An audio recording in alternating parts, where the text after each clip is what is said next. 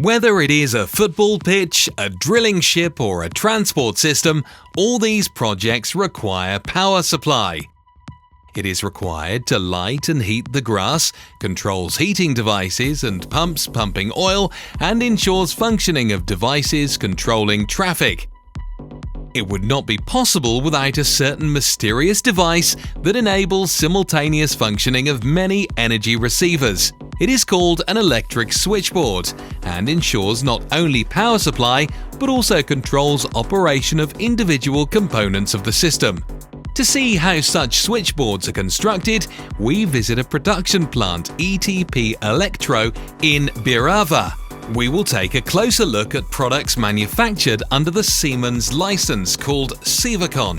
ETP Electro manufactures switchboards, for example for Skarv, the ship for drilling, storing and transshipment of oil, for modernization of railway in Egypt, and to install electricity at football pitches in Qatar.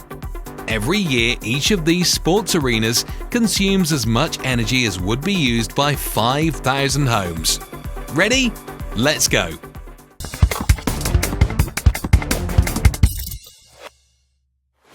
First, a design of an electrical system of a given facility is developed. Its most important components are a medium voltage switchboard supplying the entire faculty, control cabinets and low voltage switchboards supplying and controlling individual devices within the investment. With the 3D modeling technology, the devices can be correctly arranged not only within the switchboard housing, and with the extended reality, their optimum location at a target place in the system may be planned. Engineers have to select a correctly configured switchboard. The configuration depends on the receiver type.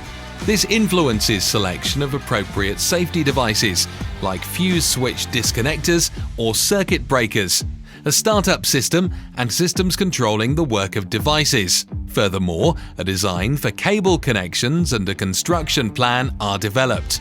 When the design is ready, the production can start. The main conductor used in the switchboard is copper, delivered as 4-meter long rails of different cross-sections. About 250 tons of this metal are processed here every year. The rails are cut to the required length. Holes are drilled in them, and then they are bent. The frame structure of the switchboard is made of galvanized steel, and on this structure individual equipment components will be installed. If a given configuration of the switchboard requires so, holes of different diameters are drilled in mounting plates with a foraminifer. Cable bundles are also prepared and cut to the required length. They are appropriately labeled, so each cable is plugged in at the correct place.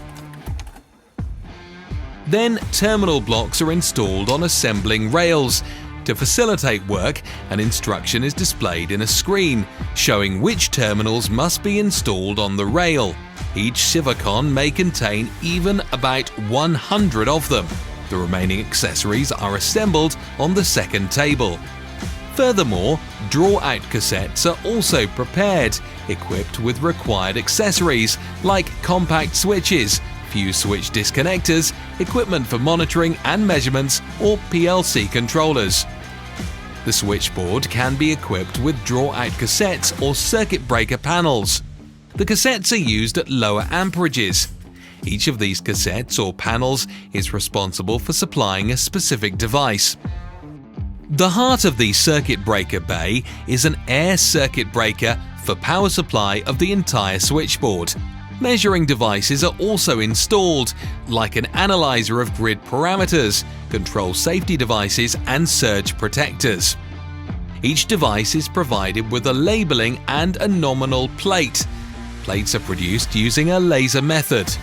The switchboard production standard is ensured by the licensor, that is, Siemens, by performing regular audits. And that's it. Now it's time for tests. To verify all subunits for correct functioning, simulations of their operation in normal conditions are performed, and these conditions can be demanding, from brightly lit stadiums in the Persian Gulf to oil fields at the bottom of the North Sea.